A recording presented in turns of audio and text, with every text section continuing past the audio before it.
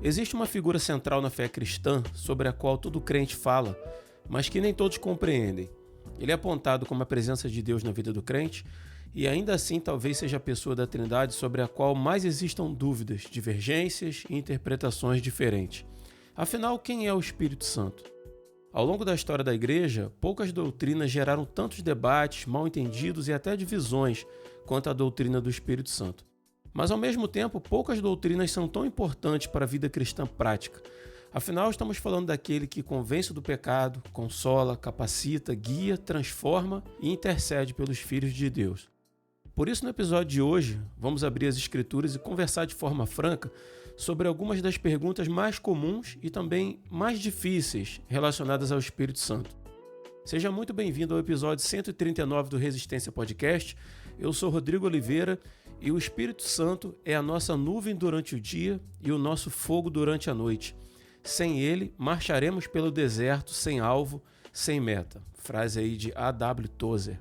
Fala, família Resistência, eu sou o Daniel Oliveira e faço as palavras de Moisés em Números 11:29. Tomara todo o povo do Senhor fosse profeta, que o Senhor lhes desse o seu espírito. E o que era desejo de Moisés encontrou seu cumprimento em Cristo. Graça e paz, irmãos do Resistência Podcast. Eu sou o Diego Maia e o Espírito Santo não é uma energia ou poder que posso manipular, mas uma pessoa com vontade própria com quem eu me relaciono. Muito bom. Diegão, mais uma vez com a gente aí, né? A última vez que a gente fez um levantamento aí da galera que participou do RP, foi o convidado aí, que não é frequente, né? Mas o convidado que mais participou com a gente aí. Então agora você continua aí na dianteira da galera aí. Privilégio. Vamos seguindo nessa aí. Vai virar membro oficial do Resistência. Quem sabe tem uma vaga aí. Por que não? Do jeito que você tá com tempo livre, né, Diego? Diego sempre aí atarefado na correria aí, né, com os afazeres aí da igreja, da família e tudo mais, né? Mas tirou um tempinho para estar com a gente aí. Obrigado, tá, Diegão? Mais uma vez estar com a gente. O prazer é todo nosso. É um prazer.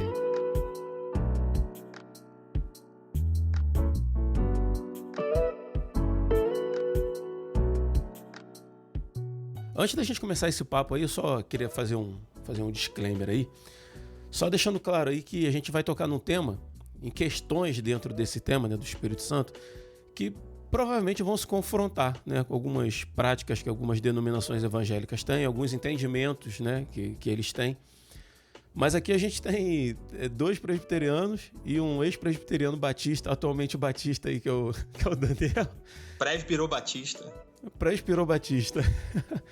Então, assim, a tendência é que a gente traga esse assunto para aquilo que o ensino reformado, né, entende sobre essa questão. Então, assim, o objetivo não é alimentar polêmica e tal, mas buscar compreensão, né, dentro daquilo que a gente acredita que a palavra de Deus, né, responde, aponta para esse tema, né?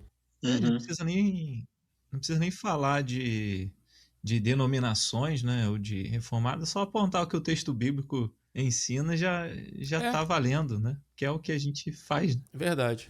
Porque tem questões, Diego, assim, questões que tem aí 500 anos de debate, que a gente vai, na própria Bíblia, a gente vai ter abertura para interpretações diferentes. Só que tantas outras não tem. A Bíblia é muito clara sobre alguns temas, né? E às vezes porque uma determinada denominação adota uma percepção a respeito daquele tema, não quer dizer necessariamente que sejam essas questões bíblicas que dão margem à interpretação. Tem coisa que é doutrina de homem e uma série de outras coisas, né?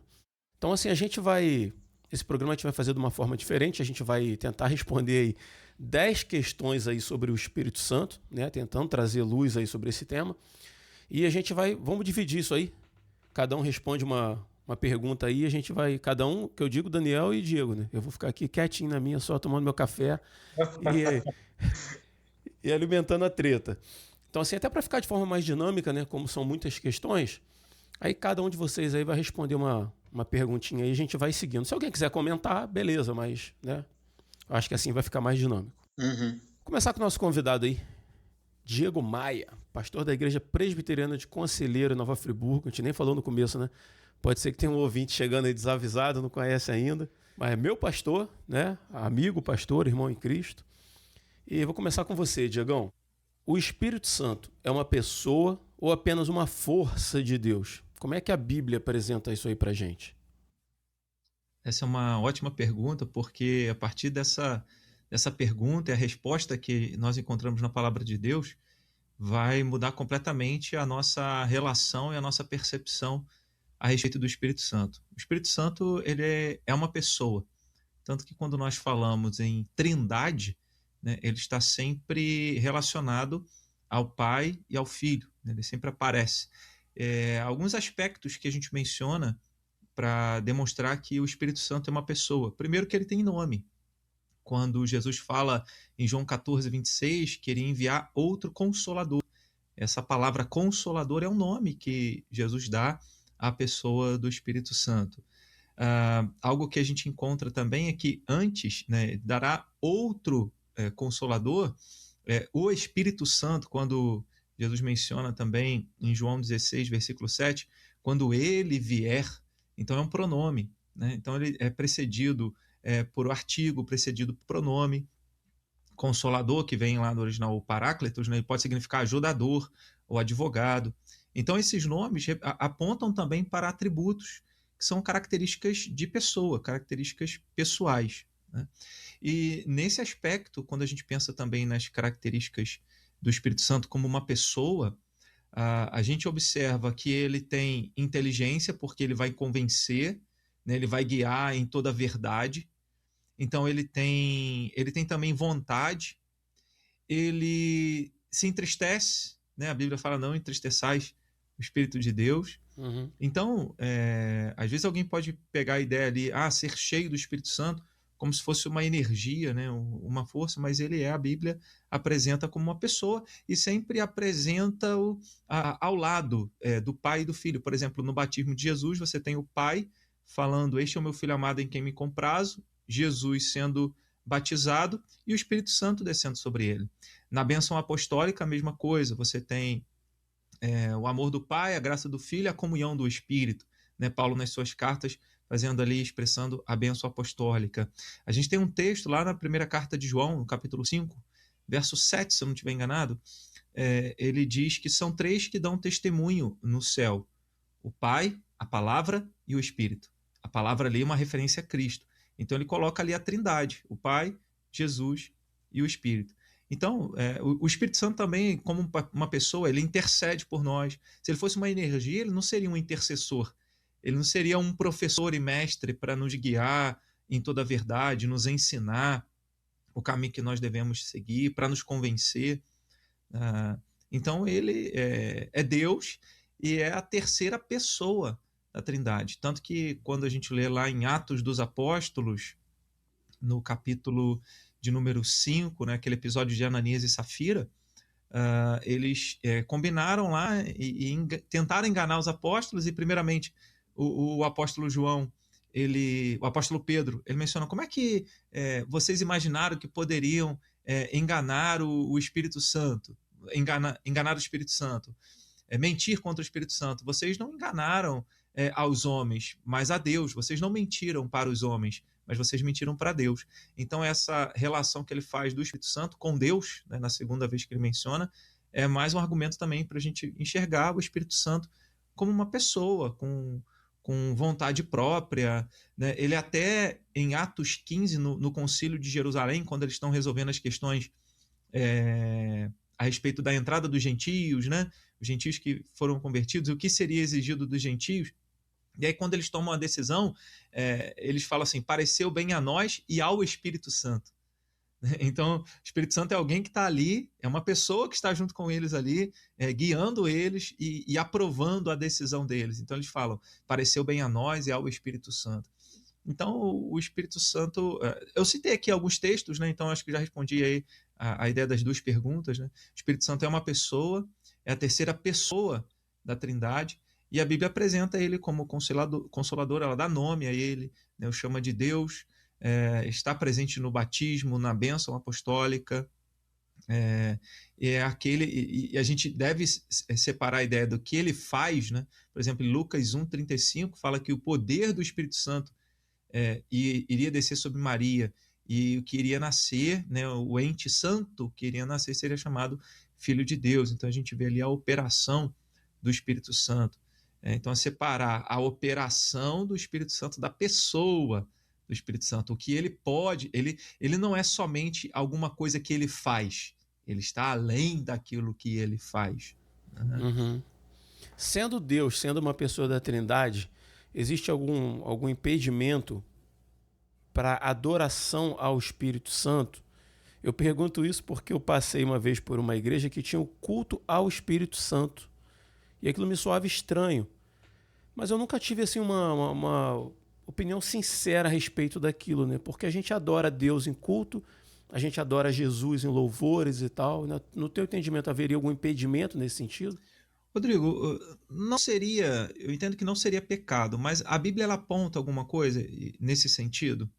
A Bíblia ela vai apontar para a gente, embora não seja pecado, né, mas ela aponta para a gente uma ordem de como as coisas funcionam. A teologia ajuda a gente a compreender isso. A teologia, quando fala a respeito das obras de Deus, todas as obras de Deus elas são realizadas pelo Pai, mediante o Filho, através do poder do Espírito. Então, assim, eu cultuo ao Pai através da mediação de Jesus, na influência e iluminação do Espírito Santo que habita em mim. Então, é o Espírito Santo que me leva não somente a compreender quem é Deus, ele me dá o dom da fé, do arrependimento, mas ele me leva também a orar e ele me leva também a adorar a Deus. Então, é a pessoa do Espírito Santo que vai nos capacitar a prestar um culto a Deus. Então, é claro que você adorando ao Espírito, você está adorando ao Pai, ao Filho, mas não é essa ordem. Eu estou lembrando aqui de uma coisa semelhante, que a oração é dirigida ao Pai, em nome de Jesus, na iluminação do Espírito Santo de Deus na nossa vida.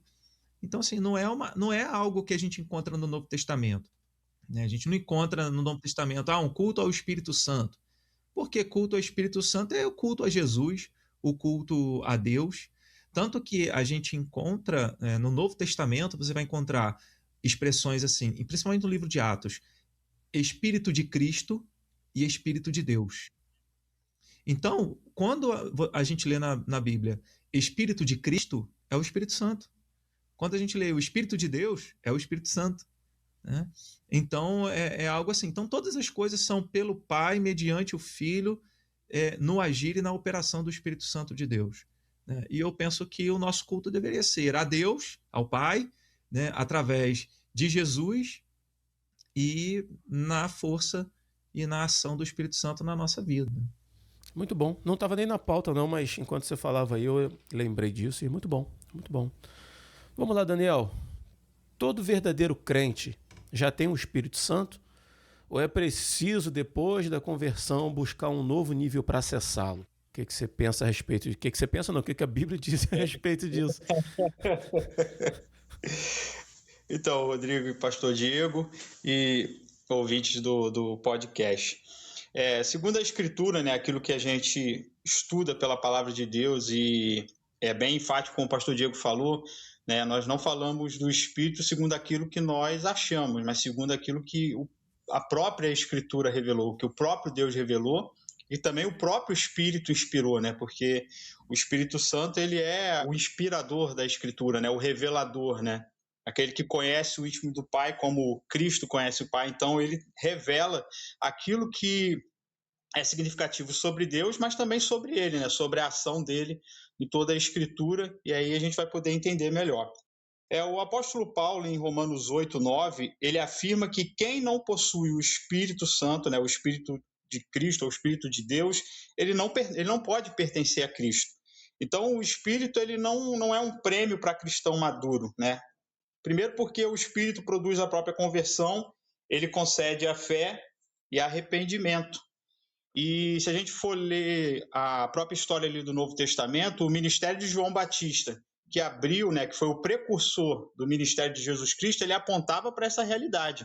João ele pregava o quê? Um batismo de arrependimento, mas ele nunca pregou um arrependimento vazio. Ele anunciava junto com esse arrependimento a vinda do Messias, ou seja, a vinda de Jesus Cristo, que batizaria com o Espírito Santo e com fogo. Isso vai estar lá em Mateus 3:11, Marcos 1:8, Lucas 3:16, João 1:33. Ou seja, Em todos os evangelhos, quando eles falaram sobre a figura de João, eles associaram a pregação de João ao anúncio da manifestação do Espírito Santo como uma promessa que ia vir com Cristo. Desde o início do evangelho até a chegada de Cristo, isso está inseparavelmente ligado ao derramamento do Espírito Santo. E a gente vai ver no Antigo Testamento que Deus já havia prometido derramar o seu Espírito sobre o seu povo. Através do profeta Ezequiel, ele declarou: porei dentro de vós o meu Espírito e fareis que andeis nos meus estatutos. Por intermédio do profeta Joel, Deus também revelou que ele derramaria o seu Espírito sobre toda a carne. E, através de Isaías, ele prometeu que derramaria água sobre os sedentos e torrentes sobre a terra seca, e que ele derramaria o seu Espírito sobre toda a sua posteridade, ou seja, a descendência de Abraão, o povo de Israel, as 12 tribos. Então, o Novo Testamento, ele atrela a vinda de Cristo, o início da nova aliança, ligado com a presença do Espírito Santo. Então, não tem como você dizer que um crente da nova aliança, que é filho de Cristo, esteja desassociado do Espírito Santo. No Pentecostes, quando o Espírito veio sobre todos aqueles povos, Pedro disse, que essa promessa, ou seja, a promessa que os profetas tinham feito de que o Espírito viria, era para os judeus, para os seus filhos e para todos os que estão longe, isto é, para quantos o Senhor nosso Deus chamar. Isso lá em Atos 2:39. E o próprio Senhor Jesus, para fechar aqui, o próprio Senhor Jesus, ele enfatizou a centralidade do Espírito Santo na vida do crente. Em Lucas 11, do verso 11 ao 13, ele compara o cuidado dos pais terrenos com a bondade do Pai Celestial. E lá Jesus ensina que um pai, nós, pais normais, pais gerais, não daríamos uma pedra ou uma serpente para um filho que pedisse um alimento. Mas Jesus diz que Deus concede aos seus filhos aquilo que é indispensável para a vida espiritual. E aí qual é o clímax da fala de Jesus? Ele diz que o Pai Celestial dará o Espírito Santo para aqueles que lhe pedirem. E se você for comparar ali no contexto da ilustração de Jesus, o que a criança pediu para o seu pai? Pão, pediu peixe, pediu o quê? Alimento. Alimento é algo esporádico na vida do ser humano? Não é. É algo essencial, é algo que a criança precisa, que nós precisamos todo dia para poder se alimentar. Então Jesus está dizendo o quê? Que na nova aliança, a presença do Espírito Santo na vida do crente não é algo que você pode sobreviver sem, não. É algo essencial da experiência cristã você receber o Espírito Santo. Chegaria a ser estranho pensar no verdadeiro cristão sem a presença do Espírito Santo na vida dele. Foi uma promessa, Deus já tinha prometido isso para o povo de Israel, e ele prometeu que isso seria estendido para os gentios. Então é algo que veio do coração de Deus. É o Espírito que vai fazer o clímax do cumprimento da obra de Cristo na nossa vida. A gente sabe que Cristo obedece perfeitamente à lei, traz justificação na sua obediência, traz também perdão de pecados na sua morte vicária na cruz, mas era necessário que tudo isso fosse aplicado na nossa vida. E a gente entende que é o Espírito que aplica em nós tanto a justiça de Cristo como a justificação pela sua morte. E também o apóstolo Paulo fala, que o mesmo poder que ressuscitou o Cristo dos mortos é esse poder que nos ressuscita também em Cristo. Ou seja, o nosso velho homem é aniquilado, mas pelo poder do Espírito Santo surge um novo homem que é a imagem e semelhança, que é feita à imagem de Cristo, que também é feita à imagem e semelhança de Deus Pai. Então o Espírito Santo não é uma possibilidade, ele é uma necessidade de todo homem. O Velho Testamento aponta para isso. João Batista, o precursor da vinda do Messias, pregou isso, e Jesus trouxe essa presença. Nesse aspecto, eu lembro de 1 Coríntios, capítulo de número 12, versículo 2 e 3, quando o apóstolo Paulo escreve: ninguém que tem o Espírito Santo afirma anátema Jesus, ou seja, amaldiçoa o nome de Jesus. E qualquer um que diz que Jesus é o Senhor, só fala isso pelo poder do Espírito Santo. Então, é impossível que haja um cristão sem o Espírito Santo.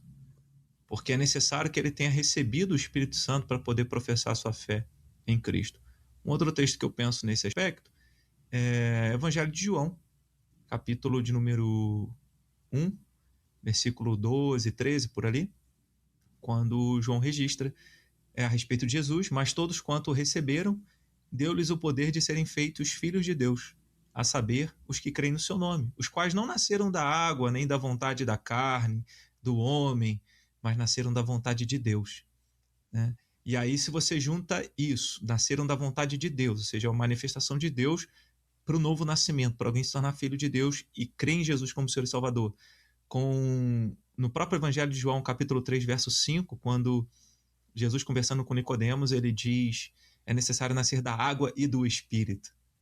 Né? Então, assim, quem faz a obra é o Espírito Santo de Deus. Então, se a pessoa não tem o Espírito Santo, ela não nasceu de novo, então ela não é um cristão verdadeiro. Né? Então, se é um cristão verdadeiro, ele tem o Espírito Santo.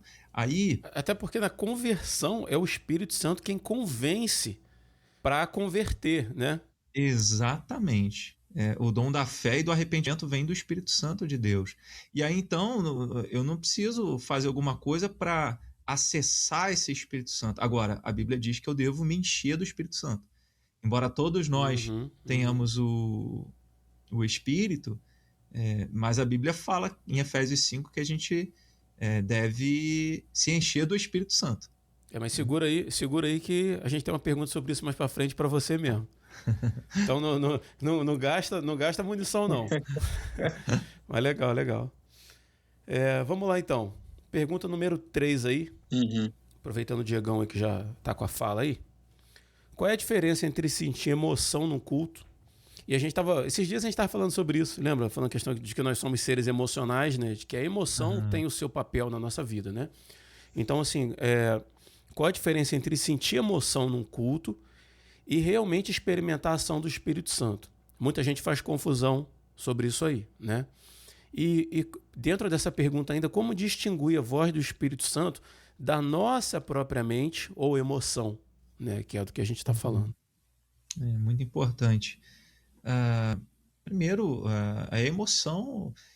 Cada pessoa chega num culto de uma maneira diferente, né? Teve experiências diferentes durante a semana,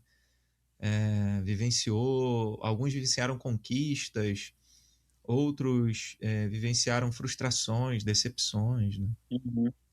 Então é possível que uma fala, um louvor, alguma frase dita no culto vai produzir um quebrantamento, né? E aí a pessoa vai chorar, enfim, né? Alguns sentem arrepio, né? Porque nós somos emocionais também. E a Bíblia fala, olha, que Deus não rejeita um coração quebrantado, contrito, né? A gente lê os Salmos, nós lemos os Salmos e encontramos lá os salmistas derramando-se diante de Deus, né? As minhas lágrimas têm sido o meu alimento dia e noite, né? Enquanto me diz o teu Deus onde está. Então, pessoas que passam por esse tipo de experiência. Mas isso não significa a ação do Espírito Santo. Então, quando a gente entende que o Espírito Santo é uma pessoa e entende qual é o propósito para o qual ele foi enviado, né? Textos esse que o Daniel mencionou agora há pouco, os sinais da aliança, né? E o sinal da aliança, da nova aliança, é enviar o Espírito Santo. Para quê? Para que a gente andasse nos caminhos de Deus, para que a gente pudesse obedecer a Deus. A lei não teve condições de fazer isso por ela mesma. Deus então enviou o seu Espírito para que nós fôssemos habilitados a viver dessa maneira. E aí então eu quero mencionar algumas coisas para ajudar a gente a entender isso. Por exemplo, em 1 Coríntios, capítulo 14, verso 32 e 33, Paulo diz assim: os espíritos dos profetas estão sujeitos aos próprios profetas, porque Deus não é de confusão, e sim de paz, como em todas as igrejas dos santos. Então, primeira coisa que eu penso a respeito para distinguir a diferença, né, fazer a diferença entre você ter a emoção no culto e realmente experimentar a ação do Espírito Santo é que Deus é um Deus de ordem, organização e não tem confusão, né? E aí, qual é o ministério do Espírito Santo? O ministério do Espírito Santo é consolar e ensinar. O que ele produz na vida do crente, né? Esse é o ministério. Qualquer outra coisa que a gente veja não é o propósito do Espírito Santo, né? Porque se a gente tem o Espírito Santo como uma força, uma energia, a gente vai tentar fazer com que aquilo aconteça e a gente manipule, né? Tentando manipular isso. Mas quando a gente tem o Espírito Santo em uma pessoa, ele tem organização, ele tem ordem, e tudo de acordo com a palavra dele, né? Segunda carta de Pedro, capítulo 1, versículo 20 e 21, ensina que o Espírito Santo, homens santos falaram da parte de Deus movidos pelo Espírito Santo. Então toda a Escritura ela é inspirada por Deus, 2 Timóteo 3, 15 e 16, né? Toda a Escritura é inspirada por Deus. Então o Espírito Santo, como autor da Escritura, ele não vai se contradizer. Algo que ele já falou lá em Gênesis 1:1, através da mão de Moisés, escrevendo, ele vai falar em Apocalipse no final lá. Né? Então, toda a Escritura é dele. E aí ele não vai falar uma coisa num momento e falar outra coisa. Então, qual é o sinal de que, como eu posso distinguir a voz do Espírito Santo daquilo que está na minha própria mente ou na minha emoção? Porque às vezes eu quero que Deus fale alguma coisa comigo. E assim como nas nossas orações, às vezes a gente faz o pedido e a gente quer dizer para Deus a forma como ele tem que fazer. E que se ele não fizer da forma como a gente imagina que ele tem que fazer, não foi Deus, né? Ou ele não está agindo, ou não está respondendo. E a mesma forma o Espírito Santo. Às vezes nós temos expectativas, chegamos à igreja com expectativas daquilo que nós desejamos e queremos ouvir, mas não aquilo que o Espírito Santo ensina na palavra de Deus. A Bíblia fala, Paulo, acho que escrevendo a Timóteo, diz que nos últimos dias as pessoas iriam se cercar de falsos mestres, iriam sentir coceiras nos ouvidos, iriam se recusar a dar ouvidos à verdade. E quem faz esse papel de falar a verdade e nos guiar em toda a verdade? É o Espírito Santo de Deus. Eu poderia falar não somente da voz, mas também do fruto. Como é que eu sei que o Espírito Santo está agindo na minha vida? Ele está, eu estou experimentando a ação do Espírito Santo. É se eu estou manifestando alguma coisa extraordinária? Não. É se eu estou amando, tendo paz, alegria, fazendo bem, sendo bom, sendo paciente, sendo manso, dominando a mim mesmo. Isso é o fruto do Espírito Santo. A evidência de que ele está agindo na minha vida, eu estou experimentando a ação dele, é o fruto do Espírito. Uma vez que ele me ensinou, eu aprendi com ele, aprendi a ouvir a voz dele, e estou sendo guiado por ele nessa direção. Então, às vezes, as pessoas confundem experiência religiosa, experiência emocional, com realmente experimentar a ação do Espírito Santo. Porque, na verdade, não existe... O Espírito Santo, ele não vem, nos visita e vai embora. O Espírito Santo na minha vida não é um evento extraordinário que eu fiz uma coisa extraordinária. Então, o Espírito Santo é alguém que é uma pessoa que habita em nós, né? Então, acho que é por aí. Eu entendo que é por aí. O pastor Diego falou algo interessante, que ele fala que, citando o Pedro lá, o texto de 2 Pedro 1:21, né, e Atos 17:11, ali, um texto que as pessoas examinavam, né, os irmãos de Bereia, eu acho que examinavam a pregação de Paulo, né, o Espírito Santo ele nunca contradiz as Escrituras, porque ele é o autor delas.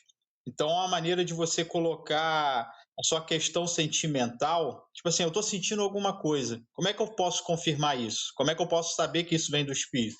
Eu tenho que recorrer à Escritura. Se aquilo que eu estou sentindo vem do Espírito, vai estar alinhado com aquilo que a Escritura apresenta, aquilo que o Espírito apresenta na Escritura como ensinamento, como doutrina, como fundamento, como algo a ser obedecido, algo a ser repetido, algo a ser replicado. Então, se eu sinto, eu tenho que procurar o fundamento. Às vezes a gente trata o Espírito Santo como se ele fosse um guru. Não, vou trazer, eu preciso de uma resposta, né? eu vou na igreja para procurar a resposta tal e não sei o quê. E às vezes a gente até encontra a resposta. Às vezes encontra a resposta num sermão que está sendo direcionado pelo pastor, que está embasado biblicamente, o pastor vai dar direção. Olha só, se você está vivendo essa e essa situação, a resposta que a Bíblia te dá é essa. É isso que você tem que fazer. E o pastor está sendo direcionado por quem no sermão? Isso, pelo Espírito Santo. O pastor sujeita a Escritura. O pastor ou qualquer um verdadeiro cristão, né, que estiver pregando. Né? Isso, o pastor se sujeita à Escritura, e se sujeita à Escritura porque sabe que ela é inspirada por Cristo, porque ela é inspirada pelo Espírito e porque ela é inspirada por Deus. Então, às vezes, as pessoas esquecem esse fundamento. Né? Elas olham ali os acontecimentos ali do livro de Atos, que o Espírito estava tomando decisões, mas esquecem a questão transitória ali do contexto do livro de Atos, onde a Escritura ainda estava sendo escrita, mas nós já vivemos numa realidade que o cânon já foi completo, que o Espírito já inspirou os apóstolos, o Espírito já inspirou os demais irmãos que participaram da escritura da Bíblia. Então a gente já tem um conhecimento fechado. Eu não preciso ficar buscando um sinal. Claro que às vezes o Espírito vai mexer com a gente, vai falar, mas acho que toda vez que isso acontecer, haverá respaldo da Escritura. Porque ele não pode contradizer, ele não pode acrescentar algo novo, ele não pode dizer nada que ele já não tenha dito antes. Ele vai me direcionar para a Escritura, para entender aquilo que ele já revelou como doutrina, como princípio, como virtude, para eu seguir, para eu obedecer e para eu aplicar na minha vida. Então é isso. Você está sentindo alguma coisa, você estava num sermão, você ouviu uma pregação, alguma coisa deu um start na tua mente, fez pensar, refletir, eu vou procurar na Escritura. O que a Bíblia diz sobre isso que eu estou achando? E aí você vai achar a resposta do Espírito. E isso é muito importante, Daniel, porque o Espírito Santo habitando dentro da gente e coabitando com a nossa personalidade, com o nosso intelecto e tal, a gente corre um risco muito grande da gente confundir essas vozes. E a Bíblia diz que o nosso coração é extremamente enganoso. Às vezes a gente se convence de algumas coisas que a gente tem o desejo no coração de fazer, acreditando que é o Espírito Santo, ou se fazendo acreditar, se convencendo, né? É um convencimento assim que ele não é real. A gente fecha os olhos às vezes para o que está na Escritura, porque está na Palavra de Deus, por aquilo que Deus está usando outras pessoas para mostrar, e a gente quer aquilo que está no coração da gente. E a gente às vezes finge que é o Espírito Santo para a gente colocar aquilo em prática. Então assim, a Bíblia ela é um parâmetro que a gente tem assim, cara, que a gente não vai errar nunca. Se a gente for para a palavra, a gente não vai errar nunca. E por conta de ceder a esses desejos do coração, a gente vê, cara, igreja rachando, a gente vê pessoas manipulando, sei lá, vou dar um exemplo assim, de repente, a nossa igreja, a Igreja Presbiteriana do Brasil, ela funciona à base da eleição, a igreja vota. Aí você imagina se a gente ora e pede a Deus para que direcione uma eleição que acontece numa igreja, de forma que o Espírito Santo que habita em nós mova os nossos corações para eleger determinada pessoa para um determinado cargo, né? É assim que a gente faz. Você imagina um verdadeiro cristão chegar ao ponto de manipular, ou, não sei, fazer campanha, ou alguma coisa nesse sentido, tentando usar de ferramentas humanas para que o desejo dele de que determinada pessoa esteja em determinado cargo, determinada posição, aconteça. Sabe, eu acho muito perigoso, cara, porque essa questão do coração enganoso, isso deveria ser levado com muita seriedade pela gente, sabe? Com muita seriedade. Porque ele é tão enganoso que ele engana até a gente mesmo, né? Faz a gente acreditar que a vontade de Deus é algo que não tem nada a ver. E Deus está dizendo assim, ó, não me envolva nisso, né? Eu não tô no meio desse negócio, né? Provérbios 14, verso 12, ele diz que há caminhos que ao homem parece certo, mas ao final são caminhos de morte. Então, às vezes, para a gente está tudo bem, mas de acordo com a palavra de Deus, conduz para longe dele, né? É sim. Daniel, vou jogar um vespeiro aí no seu peito agora. Nossa quarta pergunta. O falar em línguas estranhas, né, é uma prática aí que a gente vê muito comum em igrejas pentecostais, né? E essa pergunta, ela tá... Eu vou seguir com a pergunta, mas assim, a gente vê nas redes sociais hoje a igreja evangélica brasileira muito exposta. E normalmente o que viraliza, o que é exposto, não é aquilo que é bíblico, não é aquilo que é bom, mas aquilo que muitas vezes é deturpado, aquilo que muitas vezes gera polêmica, vamos dizer assim, né? E a gente vê muito isso nas redes sociais. E a gente vê alguns vídeos aí, assim, de descontrole mesmo no culto. Pessoas subindo, agarrado numa coluna, subindo. Isso não é... Tô dando um exemplo genérico, não. Eu vi isso, tá? Um pastor subindo numa coluna da igreja e agindo igual uma lagartixa, agarrado lá em cima e tal, e sob a justificativa de que seria uma influência do Espírito Santo. Então são duas perguntas em uma, a exemplo do que foi para o Diego. A primeira, o falar em línguas estranhas é uma evidência obrigatória do batismo no Espírito Santo? E aí, já seguindo, o Espírito Santo pode levar alguém a agir de forma fora de controle em um culto? Se vira aí. Tá tranquilo. Conforme o estudo, né, que eu fiz da Escritura, né, como o Rodrigo falou, eu, o pastor Diego, o Rodrigo, somos de origem de igreja reformada, né? Somos de uma tradição reformada, calvinista. A tradição reformada, ela entende o dom de línguas como algo transitório que foi necessário no evento do Pentecostes para evidenciar a chegada do Espírito Santo, tanto para judeus quanto para gentios. A gente sabe que no contexto ali do Novo Testamento existia uma grande animosidade, né, quando Cristo vem pregando o Evangelho, até pregando para judeus, né, e oferecendo a salvação para judeus, já existia uma resistência dessa pregação. Quanto mais a pregação de que a salvação se estenderia para gentios e que Deus derramaria o Espírito além do povo judeu. Claro que essa resistência é uma oposição ao que as profecias diziam, né? Porque a gente vai ver nos profetas que Deus apontava claramente que ele ia estender, né? Acho que eu tenho um texto acho que é de Isaías, que ele ia estender a sua vara para as nações, para o povo que estava vindo de longe, que Cristo ia receber esse povo e ia enxertar, né, os gentios no povo de Israel.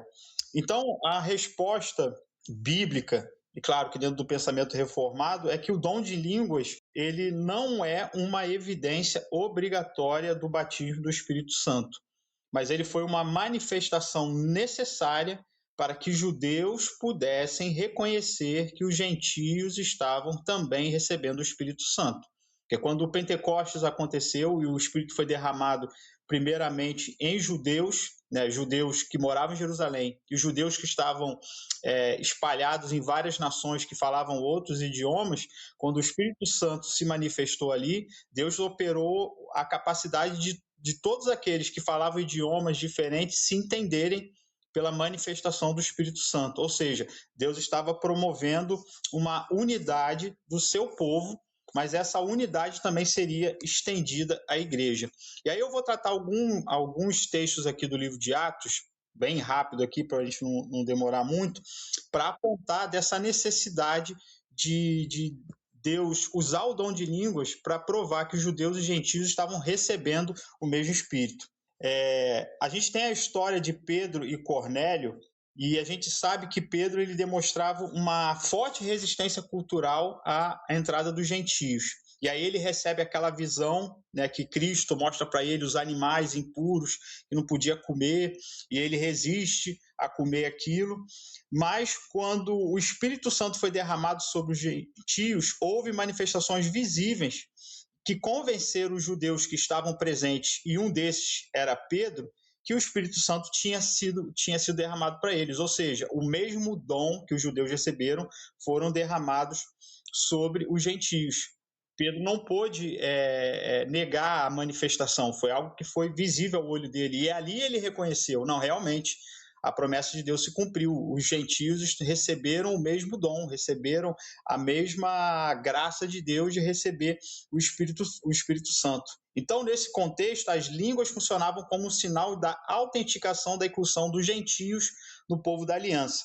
Mas, voltando um pouco antes desse texto aqui de Pedro e Cornélio, quando você vê o texto de Atos 8, 26 a 39, que é a passagem que Felipe vai pregar o evangelho para o eunuco etíope, ele passa também por todo um processo sobrenatural.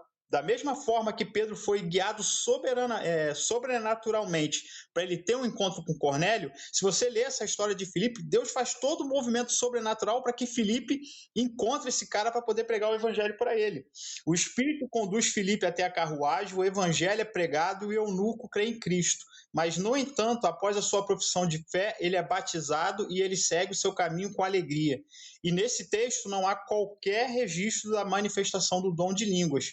Isso demonstra que os próprios evangelistas não consideravam o falar em línguas uma exigência universal para validar a conversão de alguém. Ou seja, 2 textos, 2 experiências semelhantes. Pedro passa por toda uma experiência sobrenatural, Jesus dá uma visão sobrenatural de uma mesa que desce do céu, Pedro vai lá para a casa de Cornélio, prega a palavra e o Espírito é recebido ali. Filipe passa por toda uma experiência sobrenatural, Deus guia, apresenta onde está o eunuco, ele corre do lado, prega o evangelho, o eunuco é batizado, Filipe é transportado dali, né? Teletransportado, o eunuco fica ali e não tem nenhuma evidência de que nenhuma exigência de que o eunuco tivesse falado em línguas. E se você for pegar outros textos do Novo Testamento, por exemplo, a conversão do carcereiro de Filipos, né? Que Paulo prega o evangelho para ele e toda a família dele é batizada, é um outro texto que não fala da manifestação do dom de línguas ali. Outro texto também é a conversão de Lídia, né? Paulo prega, ele percebe, o Espírito Santo dá a intuição para Paulo de que Lídia estava preparada para ouvir a palavra de Deus, e ele prega debaixo dessa orientação do Espírito Santo, e também é outro texto que não faz nenhuma evidência da necessidade do Espírito Santo. Da necessidade de falar em línguas, no caso. Isso, a necessidade de falar em línguas. Necessidade do Espírito Santo tem. A necessidade tem, desculpa. O próprio livro de Atos mostra, em Atos 8, os samaritanos que creram e foram batizados, mas houve um atraso incomum na manifestação visível do Espírito Santo até a chegada dos apóstolos Pedro e João. Muitos teólogos reformados, e um deles é o John MacArthur, ele entende que esse episódio também está dentro do evento de transição da história da redenção. A gente precisa lembrar que no Novo Testamento, além dessa animosidade entre judeus e gentios, existia uma animosidade severa, bem acima da média, entre judeus e samaritanos. Então, o MacArthur ele defende que Deus estava unificando judeus e samaritanos em uma única igreja.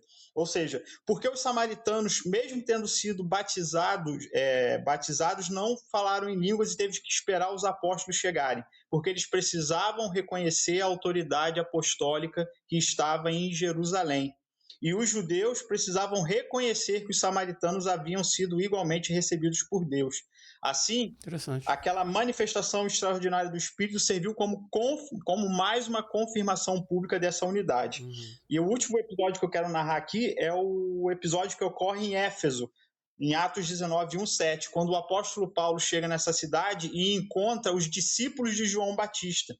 E o texto diz que eles haviam sido batizados no batismo de João, um batismo de arrependimento que apontava para Cristo, mas eles não tinham ouvido falar nem do Espírito Santo e nem de Cristo.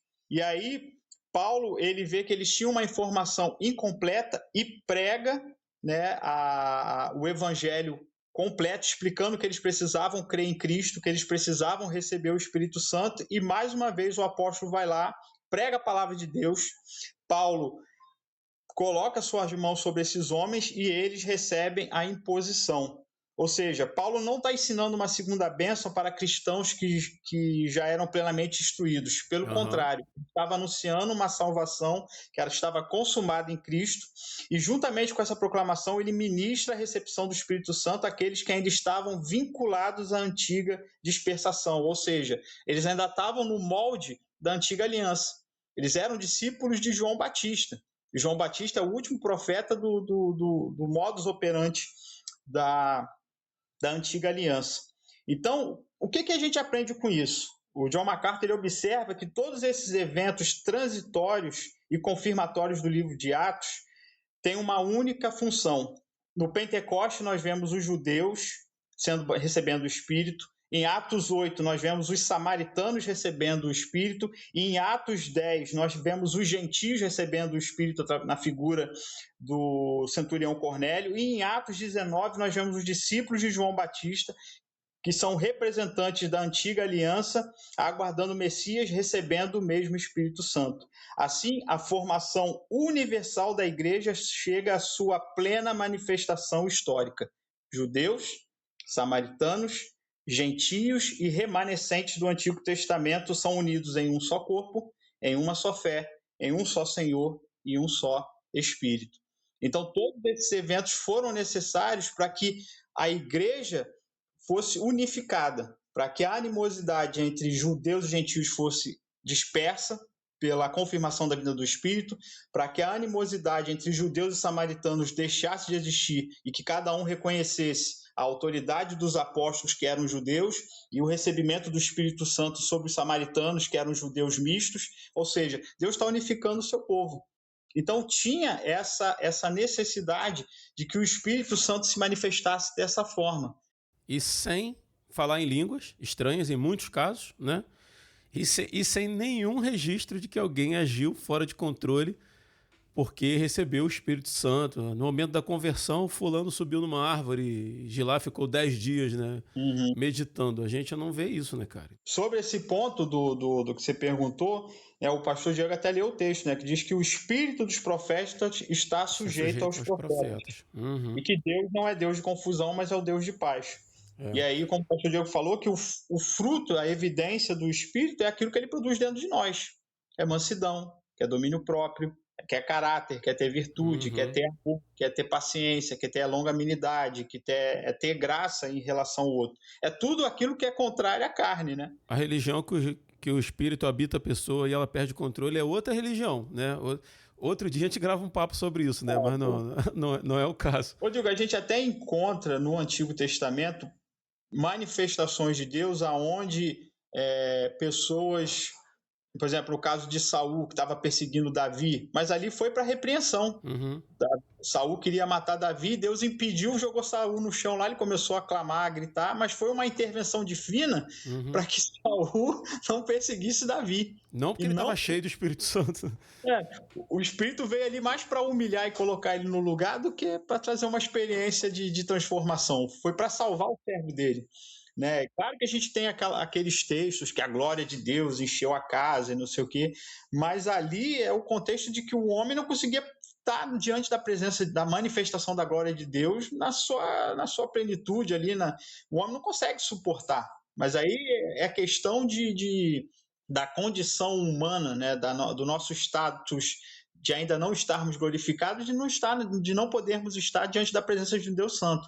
E aí as pessoas recorrem para esse texto, para esses textos, achando que quando o Espírito Santo se manifesta, a pessoa tem que cair, ou a pessoa tem que ficar ali gemendo, como se não tivesse resistindo à glória de Deus.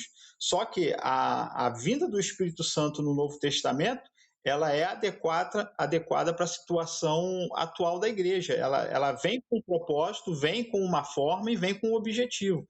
Eu não posso pegar a manifestação de Deus no Velho Testamento, quando ele tinha uma finalidade em mostrar a glória dele no templo, e aplicar aquilo para o modus operandi que o Espírito age no Novo Testamento.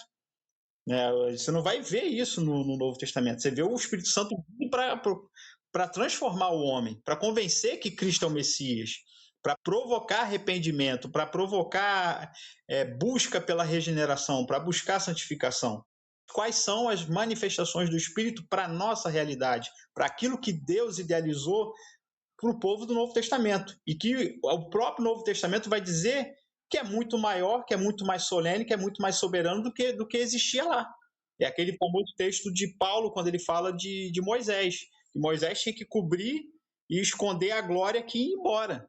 O rosto de Moisés brilhava. Às vezes a gente quer isso, a gente quer o rosto da gente brilhando, a luz de Deus na carne, o corpo saindo faísca, e a gente acha que isso vai ser manifestação de Deus. E Paulo vai dizer não.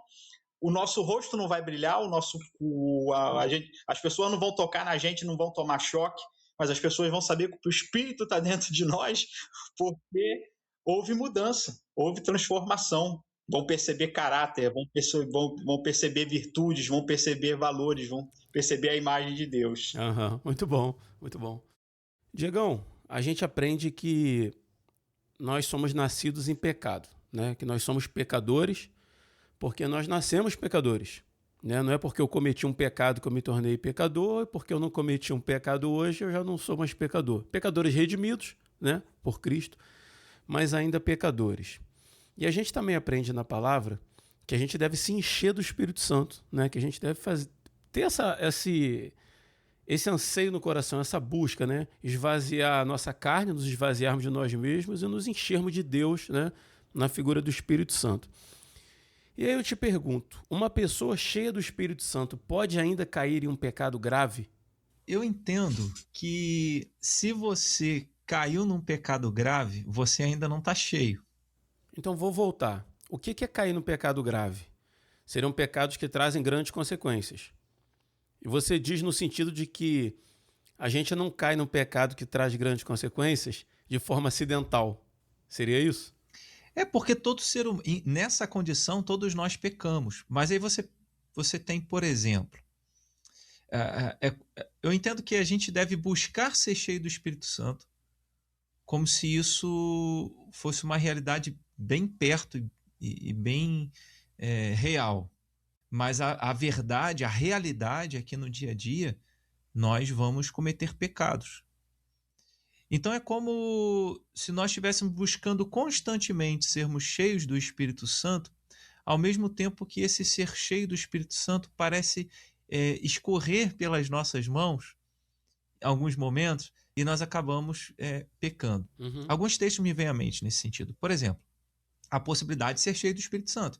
Efésios 5, verso 18, não vos embriagueis com vinho, mas enchei-vos do Espírito. Como? Aí ele cita aí o verso 19, ele vai falar, cantando entre vós com salmos, hinos, cânticos espirituais, ou seja, participa do culto. Quer ser cheio do Espírito Santo? Não é uma fórmula mágica, é você estar envolvido na comunidade de Deus, no povo de Deus, na igreja, e adorando ao Senhor, participando dos cultos, ouvindo a mensagem. Aí nós temos Gálatas 5, verso 15 ou 16, quando ele diz, andai no Espírito e jamais satisfareis os desejos da carne. Então, andar no Espírito faz com que eu jamais satisfaça o desejo da carne, ou seja, haveria a possibilidade de eu não pecar se eu andasse no Espírito constantemente. Uhum. Tá? Por exemplo, Mateus capítulo 5, eu acho que deve estar na altura do verso 44, 40, por ali. 44, 45, quando Jesus fala, se vocês cumprimentam aqueles que cumprimentam vocês, que diferença está fazendo? Se vocês amam somente aqueles que gostam de vocês, que diferença estão fazendo? Né? Amem os vossos inimigos, orem pelo que vos perseguem, sejam vocês perfeitos, como perfeito é vosso Pai. Então, Jesus ele aponta a realidade de sermos perfeitos, Paulo aponta a realidade de sermos cheios do Espírito Santo, essa necessidade de nós andarmos no Espírito para jamais satisfazermos os desejos da carne. Então seria possível. Aí vem uma pergunta para mim assim, o apóstolo Paulo era cheio do Espírito Santo? Sim, aparentemente sim, né? A impressão que dá é que ele era cheio. A impressão que dá é que ele era cheio do Espírito Santo. É que ele está instruindo a igreja a buscar algo que ele buscava, ser cheio. Exato. Né? Então, por exemplo, esse homem cheio do Espírito Santo, que em 2 Coríntios capítulo 12 foi arrebatado e num êxtase, numa visão, viu o céu e ouviu coisas que ao ser humano não é correto falar. Ele passava, pessoas eram curadas. Né? Assim, era o poder dele? Não, era Deus agindo através dele. Mas assim, era um homem de Deus. Só que esse homem de Deus, cheio do Espírito Santo, ele escreve em Romanos capítulo 7 que o bem que ele queria fazer, ele não conseguia. O mal que ele detestava, ele acabava praticando. Então, assim, esse homem de Deus, ele pecava também. Ele reconhece que Deus enviou o Filho dele ao mundo para salvar os pecadores, dos quais ele se achava o principal deles. Então, Paulo pregando alguma coisa que ele não está vivendo, porque se ele manda a gente ser cheio do Espírito Santo em Efésios, ele fala em Coríntios que nós somos, 1 Coríntios 6, que nós somos templo do Espírito Santo, que nós não devemos entristecer o Espírito Santo, né? Que nós não devemos apagar o Espírito. Ele menciona tudo isso. Então, assim, ser cheio plenamente é algo que é na vida futura, quando na glorificação ou quando a gente morrer. Quando a gente morrer, a nossa alma será completamente purificada. E aí, no céu, para entrar no céu, né, a gente tem que ser completamente purificado. Quem faz essa purificação é o Espírito Santo, que purifica a nossa alma, para a gente poder entrar no céu. E quando Jesus voltar e haver a ressurreição, né, que vai haver a glorificação, a gente vai ser semelhante a Jesus, a gente vai ter um corpo santo, uma alma já santificada, né, purificada, e a gente não vai pecar mais.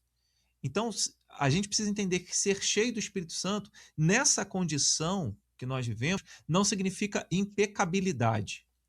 E ser cheio do Espírito Santo são questões assim, o quanto do fruto do Espírito, o quanto resistir às tentações nós conseguimos fazer.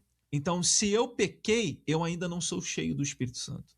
Porque ser cheio do Espírito Santo, se ele tomou toda a minha vida, significa andar no Espírito e jamais satisfarei os desejos da carne.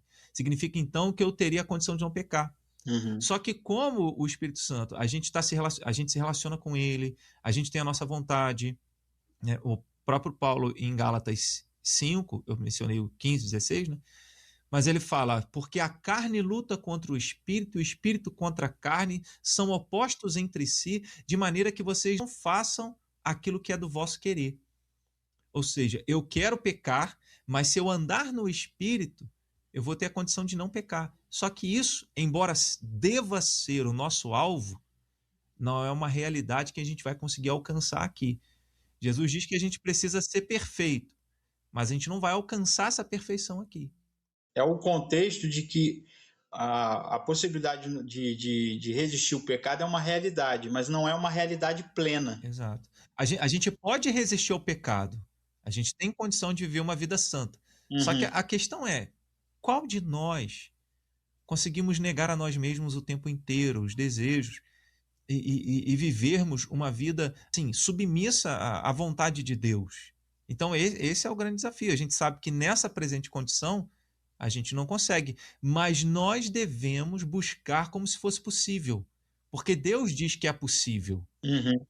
A palavra de Deus diz que é possível. Porque se eu dissesse assim, eu estou cheio do Espírito Santo, mas eu fiz alguma coisa que entristeceu ele, não precisa ser um pecado grave. Sabe, eu posso ser cheio do Espírito Santo e às vezes falar alguma coisa. Aí lembrei de um exemplo aqui. Mateus capítulo 16, por ali, Pedro declara que Jesus é o Filho de Deus. Tu és o Cristo, Filho de Deus. Bem-aventurado é Simão Bar-Jonas, porque não foi carne e sangue que revelaram isso para você, mas meu Pai que está nos céus. Aí daqui a pouco Pedro está falando assim, Senhor, não, o Senhor não vai morrer, não. O Senhor vai ficar aí com a gente. Aí Jesus fala, arreda de Satanás, porque não cogita das coisas de Deus. O homem que no momento recebe uma iluminação de Deus, fala e confessa Jesus, o Cristo, o Messias, o Salvador, mas de repente falou uma coisa que não devia. Então nós somos assim. Pedro não era cheio do Espírito Santo, mas em determinado momento Paulo repreendeu ele, porque ele estava ali fazendo uma cena com os gentios, de repente chega os judeus, ele muda de time, vamos dizer assim, né? Quer aparentar uma coisa. Então ele se tornou repreensível. Se ele se tornou repreensível, ele pecou, né? Então, mesmo sendo alguém cheio do Espírito Santo de Deus, né? Ou tendo o Espírito Santo de Deus. Ser cheio do Espírito Santo de Deus é o alvo. Aí, esticando um pouquinho só, se eu, por exemplo, hoje eu tenho a sensação de que estou cheio do Espírito Santo de Deus, um exemplo. Aí eu pequei, o que isso faz com a gente? Rapaz, eu não devia estar cheio do Espírito Santo, não, eu vou buscar mais. Então, o ser cheio do Espírito Santo de Deus, na realidade que nós nos encontramos, que o pecado ainda se faz presente, embora ele não tenha poder sobre nós, ele tem uma força, né? Ele não domina a gente não é mais escravo do pecado, mas ele está presente, tem uma certa força sobre nós. Isso faz com que eu esteja buscando constantemente ser cheio do Espírito Santo. Eu posso ser a pessoa que aparenta ser mais santa possível, mas quanto mais perto de Deus eu estou, mais sujo eu vou me sentir. Sabe, essa ideia de que as pessoas são cheias do Espírito Santo, viram a glória de Deus e agora se sentem animadas. A pessoa que se sente mais perto de Deus, segundo as Escrituras, é aquela que vai se ver mais pecadora. E isso, quando ele se vê mais pecador, ele vai buscar mais ainda a Deus, santificar a sua vida, viver uma vida de obediência, de maneira que ele nunca vai se sentir cheio. Quanto mais a pessoa é cheia, mais vazia ela se sente. E mais buscar uma vida de luta contra o pecado ela vai ter. De maneira que esse alvo é o alvo que vai fazer com que a gente esteja buscando sempre. E nunca dizer, eu já cheguei, agora pronto, eu estou cheio do Espírito Santo de Deus. Isso não existe aqui. Mas quanto mais cheio a gente mais pecador a gente vai se ver, mais necessitado de buscar o Senhor. Né? Então, acho que é nesse caminho aí. Essa palavra, ela traz uma certa tranquilidade, porque a gente não bota o sarrafo numa altura que a gente não vai alcançar. Porque a gente sabe que nós não somos perfeitos. Nós sabemos que nós somos pecadores. E que nem isso é empecilho para que Deus trabalhe na minha vida. Então, assim, traz tranquilidade nesse sentido, né? Porque, eu digo assim, nesse sentido porque eu conheço histórias de pessoas que lutavam contra determinados pecados e que por não conseguirem atingir o parâmetro que ela mesma colocou, tipo assim, sei lá, a pessoa sentir desejo por alguma coisa e ela colocou assim, não, se eu sou servo de Deus, não posso mais sentir desejo por isso. E às vezes é uma luta que a pessoa vai passar a vida inteira aqui nessa terra. E por não conseguir atingir esse objetivo da perfeição, a pessoa abandona a fé e se entrega àquilo que ela lutava antes. Né? Então, assim, em Deus eu tenho essa tranquilidade. Eu estou aqui lutando, eu sou habitado pelo Espírito Santo, eu sou capacitado, eventualmente eu vou cair, nem que seja em pensamentos, né? Às vezes a gente fala, pecado grave e tal, mas em pensamento é pecado, cara. É pecado. Mas o Espírito Santo me capacita a levantar, eu tenho perdão por meio de Cristo e sigo em frente até aquele dia onde eu vou ser regenerado, eu vou ser transformado e aí sim atingir a perfeição. E por outro lado traz também muita responsabilidade, porque tendo consciência disso, pode ser que eu olhe para isso e fale assim, então se eu pecar um pouquinho aqui não é tão absurdo, porque afinal de contas eu sou pecador, né? Se eu der só mais um golinho, não tem problema, porque, né? E não é assim, né? Não é assim. Rodrigo, quando a gente lê 1 de João, capítulo de número 3, versículo 9, ele diz, todo aquele que é nascido de Deus não vive na prática do pecado, pois o que permanece nele é a divina semente. Ora, esse não pode viver pecando, porque é nascido de Deus. Então, a divina semente aqui é o Espírito Santo. É a palavra de Deus agindo em nós. Então, João está admitindo que quem nasceu de Deus não vive na prática do pecado. Ele não está dizendo não peca. Então, o pecado na vida do cristão, ele é um acidente. Não é uma coisa dolosa, intencional. Né? Ele é um acidente. Porque ele tem o Espírito Santo de Deus. Ele pode falhar em alguns momentos, mas ele vai se voltar para o Senhor, vai se arrepender. Né? Então, João fala, nisto são manifestos os filhos de Deus e os filhos do diabo. Todo aquele que não pratica a justiça não procede de Deus, nem aquele que não ama seu irmão. Então, não viver na prática do pecado é um sinal de que nós somos nascidos de Deus, né? Do Espírito Santo de Deus, e temos a divina semente que é o Espírito Santo. Agora, se a gente escolhe permanecer no pecado, não luta contra, aí é um sinal de que a gente não nasceu de novo. Muito bom. Daniel, você citou alguns textos aí anteriormente aí sobre o Velho Testamento e tal, né, que era necessário que aquela manifestação do Espírito Santo que a gente vê no início do Novo Testamento acontecesse daquela forma, né? Você falou na pergunta anterior. Então eu queria te perguntar, a figura do Espírito Santo, ela aparece no Velho Testamento ou somente após a ascensão de Jesus aos céus? O Espírito Santo, Rodrigo, ele está presente desde o início das Escrituras. Né? Ele participa ali da criação, né? Quando o livro de Gênesis já abre falando dele. Né? No princípio, Deus criou os céus e a terra e o Espírito de Deus pairava, né, sobre as águas. Ou seja, o Espírito de Deus, o Espírito Santo energizava, ele trazia a existência, ele trazia a vida.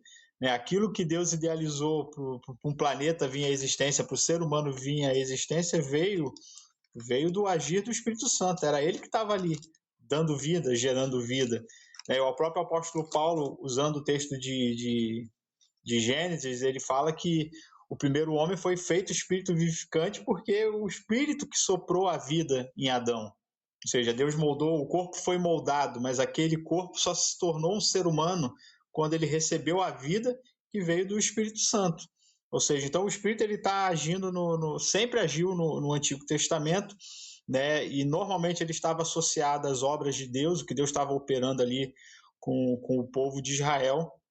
A gente pode ver ali quando Deus vai fazer o tabernáculo, o Espírito Santo concede habilidades e dons. Agora eu esqueci o nome dos dois homens lá de Números, que eles vão fazer os desenhos do tabernáculo. Oliabe. Isso. Eles vão fazer os desenhos, vão construir, ou seja, eram homens que não, talvez tivessem alguma habilidade, mas veio uma ação sobrenatural para que eles tivessem uma capacidade artística, né? Um dom mesmo de artesão, né? Para que eles pudessem fazer desenhos, operar com trabalho com ouro, trabalho com mármore, trabalho com madeira, coisas que talvez eles não sabiam fazer, ou conheciam só o básico, mas receberam a habilidade espiritual para que o tabernáculo fosse construído. A gente vê também ali que o Espírito Santo esteve capacitando José, né? O próprio faraó reconheceu que o Espírito de Deus estava em José para ele ter a habilidade de revelar sonhos. O Espírito Santo também agiu através dos juízes de Israel. A gente vê que certos personagens foram tomados pelo Espírito, né? Mas aí não, a gente tem que entender que essa ação do Espírito não é a ação para convencer o homem do pecado e da justiça, né? Era uma capacitação específica para que eles atuassem em algum tipo de ação. Ou seja, porque os juízes receberam capacitação do Espírito Santo? Para que eles pudessem ter coragem e ousadia para entrar em guerra com os povos ali da terra de Canaã. Ou seja, então foi uma capacitação espiritual. Você pode ver que Jefté, ele estava cheio do Espírito, mas ele foi lá e fez um voto precipitado, né? Que segundo a nossa tradição reformada, acabou levando à morte da sua filha.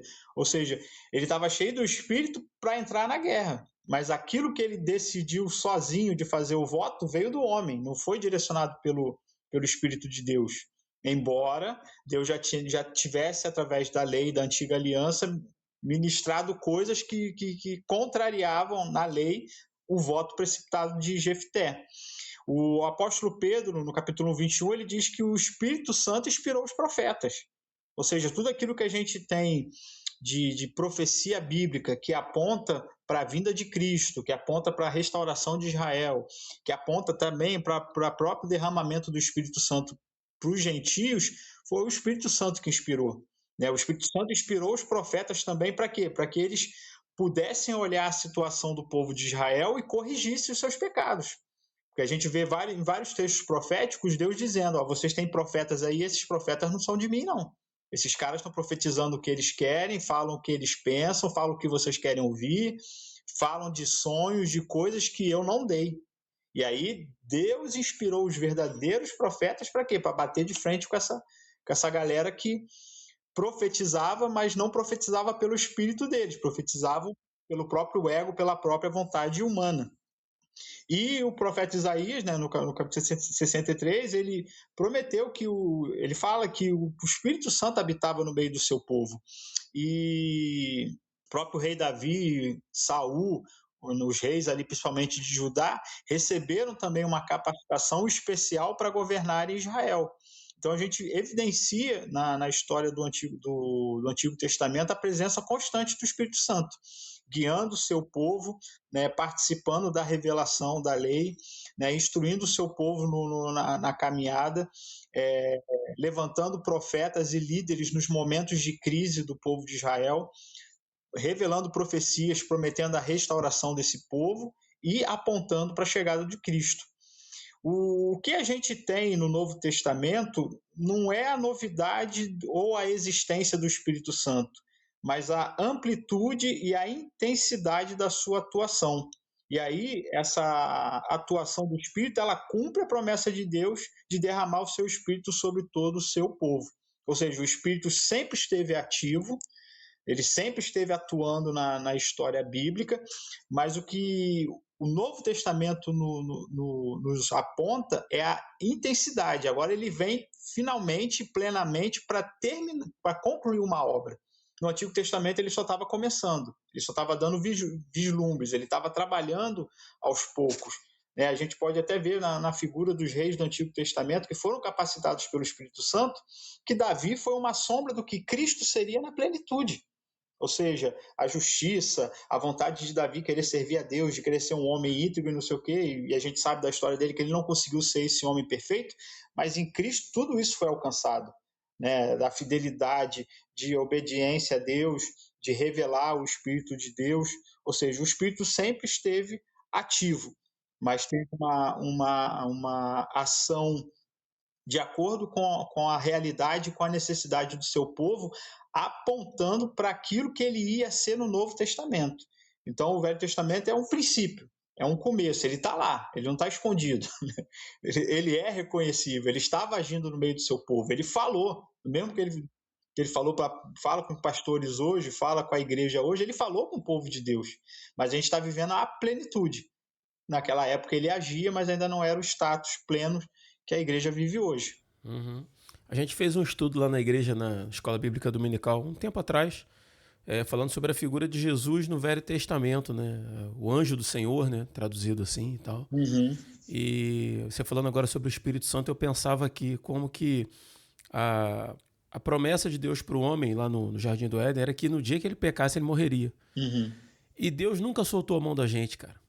Na história da humanidade, assim, Deus tinha todo o direito, né, de punir legal, vamos dizer assim, dentro da regra do jogo que ele criou, né?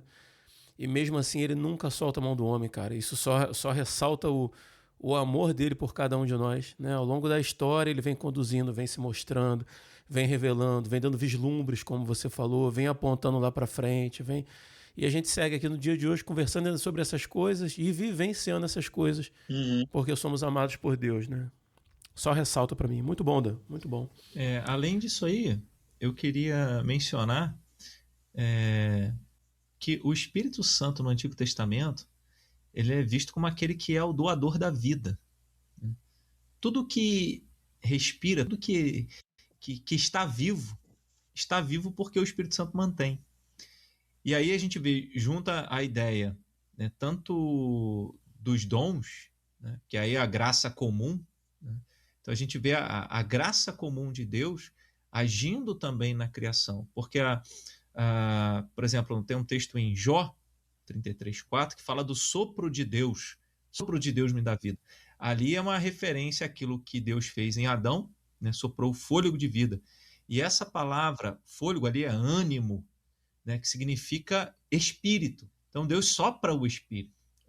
Mostrando que tudo que tem fôlego, tudo que respira, tudo que está vivo é sustentado e mantido pelo Espírito Santo de Deus. Tanto que quando a gente lê o Salmo 104, acho que na altura do verso 30, ele fala, retira o Espírito e tudo perece, mas envia o Espírito e a terra se renova. Porque é o Espírito Santo que dá vida a todas as coisas, né? Às vezes a gente pensa no Espírito Santo apenas... como o dom de línguas, né? Algum dom, ou o dom da fé e do arrependimento, né? Para a nossa salvação, mas ele está agindo em toda a criação, mantendo tudo vivo, né? Tudo existindo. É ele que sustenta nesse aspecto, né? Glória a Deus por isso. Assim. Diegão, a Bíblia fala de um pecado em que não há perdão, né? Que seria a blasfêmia contra o Espírito Santo. O que significa blasfemar contra o Espírito Santo? E por que, segundo a Bíblia, esse é o único pecado que não tem perdão? Quando Jesus ensina sobre isso, né, ele diz, olha, todos os pecados, tudo que disserem contra o Filho do Homem, que seria ele, né, todos os pecados serão perdoados, mas a blasfêmia contra o Espírito Santo não tem perdão. Em que contexto Jesus traz essa palavra? Jesus havia feito uma cura, e aí os religiosos disseram, ele expulsa demônios pelo principal deles, o Beelzebul. Então é como se ele estivesse dizendo assim, olha, esse homem Jesus expulsou esse demônio, mas ele fez isso através do poder de Satanás. Então eles... Tipo como se ele tivesse em conluio, né, ali, tipo assim, é só pra mostrar, mas na verdade quem tá dando poder a ele é o diabo, né? Exato, para enganar, né, as pessoas. Uhum. Então, primeiro, eles estão atribuindo ao diabo uma obra que Deus fez. Então, é algo importante da gente mencionar. Eles estão dizendo que é do diabo uma coisa que é de Deus. Uhum. Como que isso se manifesta na vida prática? É alguém que rejeita o bem de tal maneira, rejeita Deus de tal maneira, que ele trata Deus como se fosse o mal.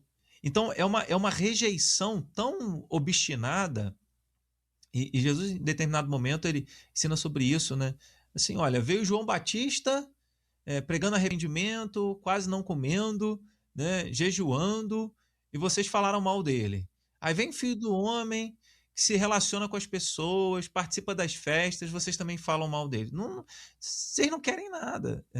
Então, assim, independente do que fosse manifestado, eles estariam rejeitando Jesus porque eles se fecharam dentro da religiosidade deles, né? E rejeitaram aquilo que eles estudaram a vida inteira, esperando o Messias, mas eles rejeitaram. O único pecado que não tem perdão, porque Jesus fala em João 16, quando ele vier, convencerá o homem, quando ele vier quem? O Espírito Santo vier, convencerá o homem do pecado, da justiça e do juízo. Do pecado porque não crê em mim. Então, não crer em Jesus é pecado. E eu entendo que esse não crer em Cristo, a incredulidade, mas aquela incredulidade obstinada, sabe? Não é um agnóstico, não é alguém que não está interessado em saber a respeito de Deus. É alguém que sabe que Deus existe e alguém que diz assim: eu rejeito esse Deus. Eu não quero Jesus. Eu não quero saber dele. É claro que algumas pessoas, em alguns momentos da nossa vida, né, a gente rejeitou a Cristo. A gente rejeitou a Deus. Paulo, né? E Paulo, ele imaginava estar agradando a Deus. Então havia um certo temor a Deus. Ele só não entendia, né, a pessoa de Cristo. Então, hoje em dia, depois do ataque das Torres Gêmeas, né, tem um livro que trata dessa ideia, Deus Não Vai Embora, de Alistair McGrath, onde ele vai tratar sobre neoateísmo.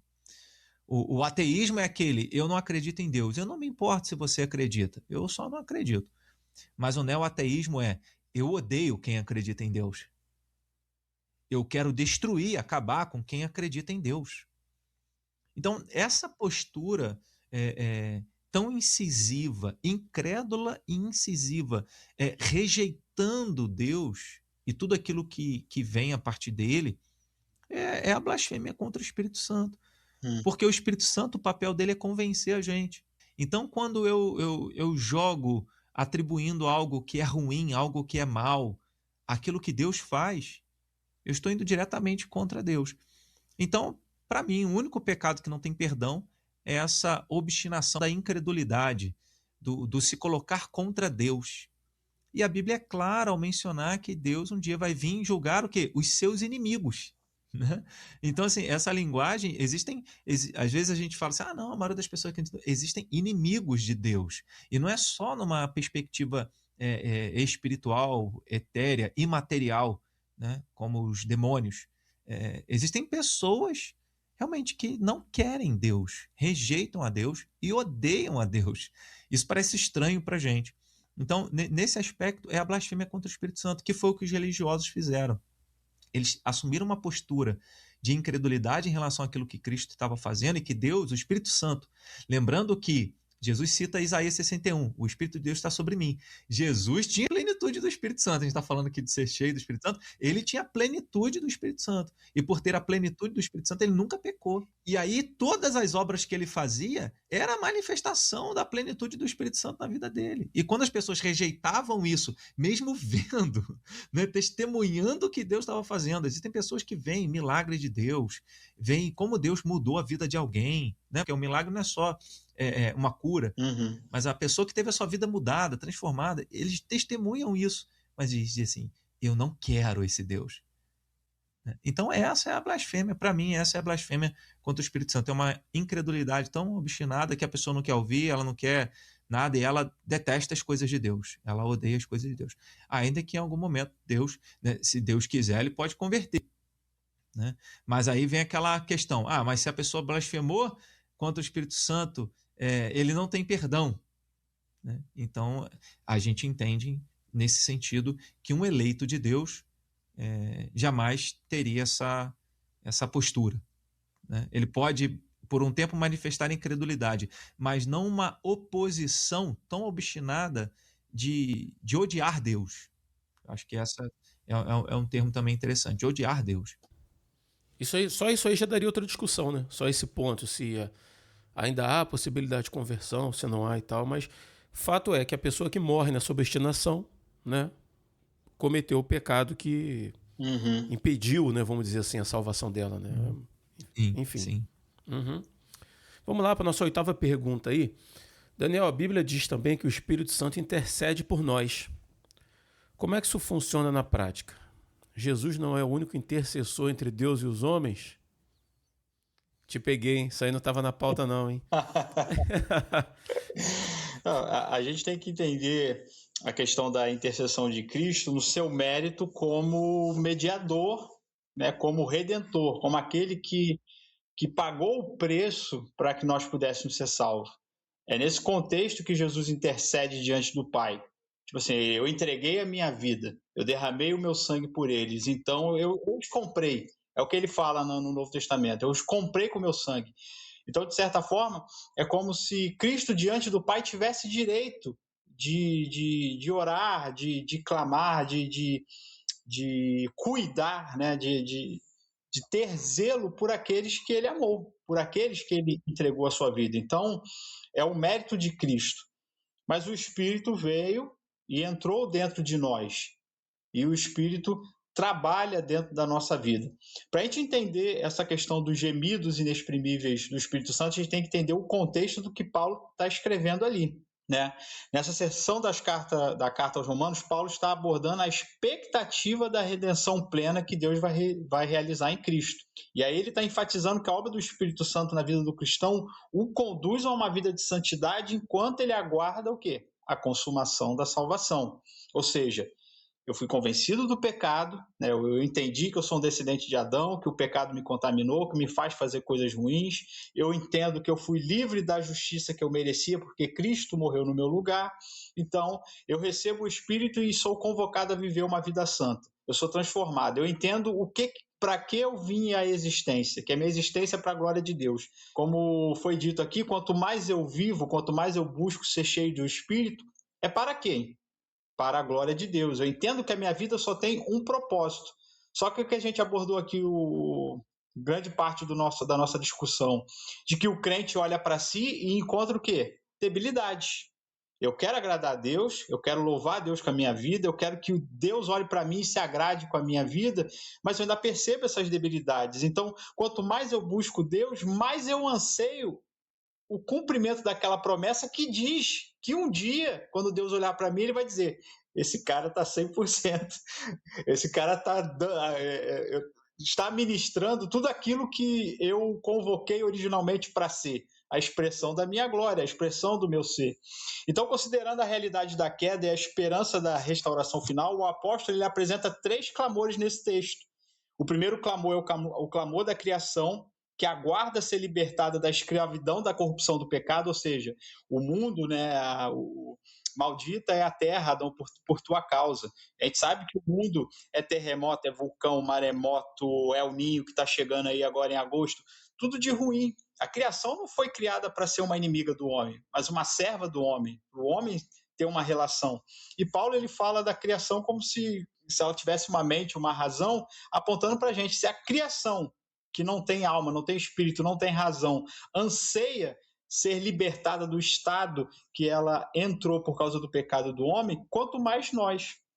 né? Os crentes anseiam pela plena adoção e glorificação dos seus corpos. E aí o Espírito Santo intercede pelos santos segundo a vontade de Deus, expressando diante do Pai aquilo que nós verdadeiramente necessitamos. Porque como a gente falou aqui, às vezes eu oro, Rodrigo, o pastor Diego ora, você ora, a gente está certo que a gente tem uma necessidade. Senhor, eu estou precisando disso. Mas o Espírito que conhece todas as coisas e realmente conhece as nossas necessidades, vira para o Pai, o que ele está orando ali não é o que ele necessita. O John MacArthur, ele fala que o apóstolo Paulo orou 3 vezes pedindo para que o espinho da carne fosse retirado. E qual foi a resposta de Deus? Não. Paulo achou que a necessidade dele era o quê? Que o espinho da carne fosse removido. E a resposta de Deus foi não. O que você precisa é aprender que a minha graça é suficiente na tua vida. Ele vai continuar contigo. Ou seja, Paulo tinha uma perspectiva, mas Deus tinha outra. Claro que isso foi revelado para ele, que ele estava orando com sentido e Deus queria produzir outra coisa na vida dele. Então o Espírito Santo, ele auxilia na nossa fraqueza, porque às vezes ele sabe que nós não estamos orando ou buscando adequadamente aquilo que a gente precisa. E às vezes ele molda as nossas petições segundo a vontade de Deus. Já viu quando às vezes você fica orando por coisas que, tipo assim, é como se o Espírito tocasse em você e dissesse, é realmente isso que você está precisando? Essa hoje, na tua atual conjectura da tua vida, nesse momento que você está vivendo, é realmente isso que você precisa?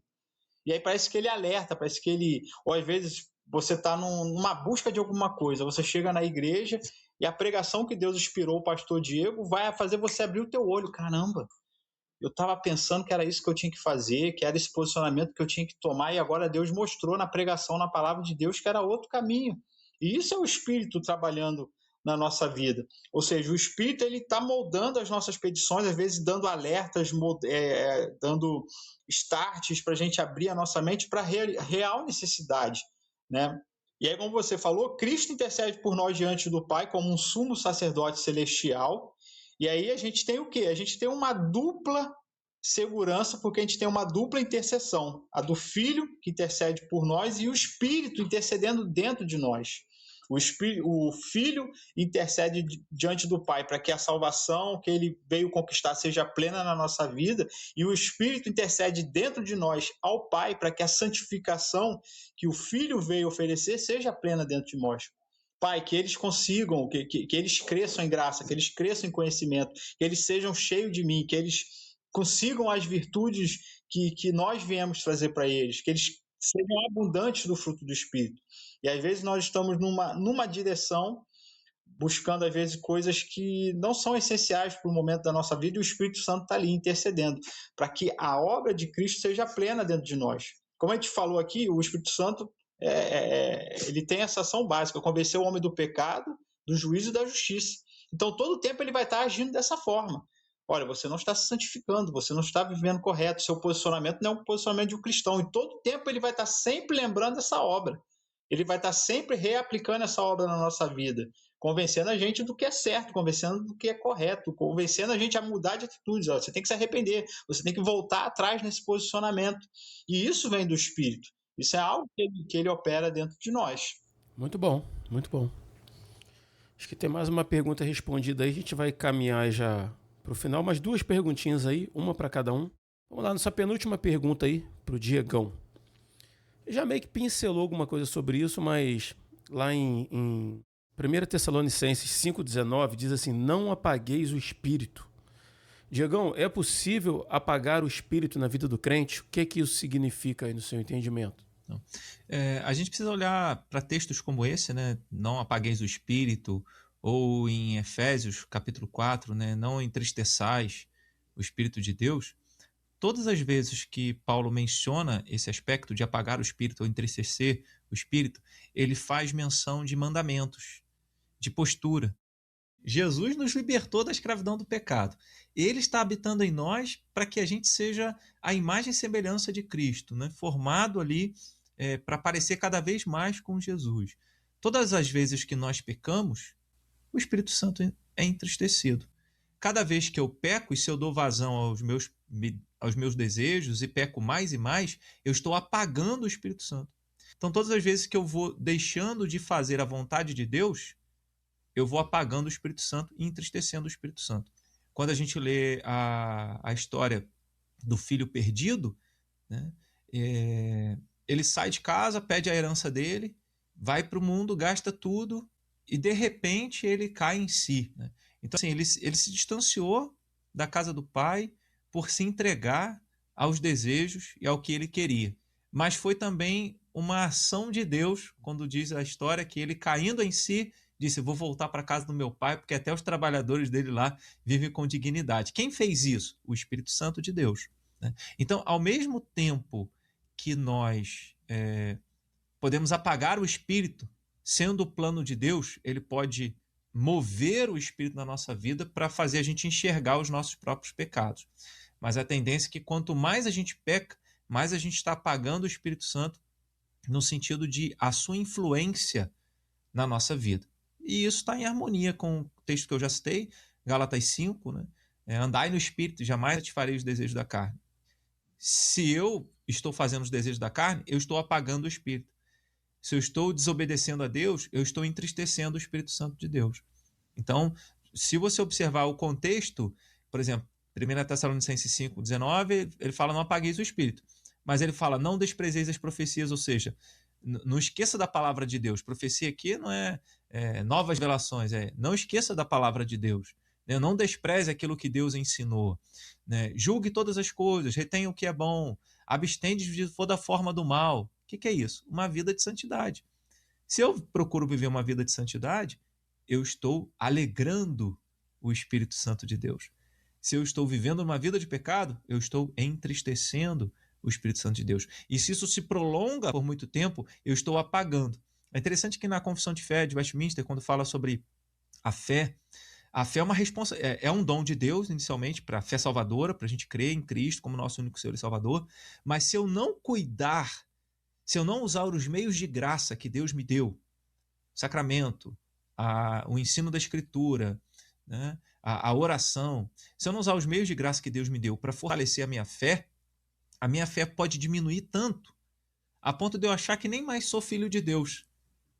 Eu não sou digno de ser chamado teu filho, né, como o filho perdido.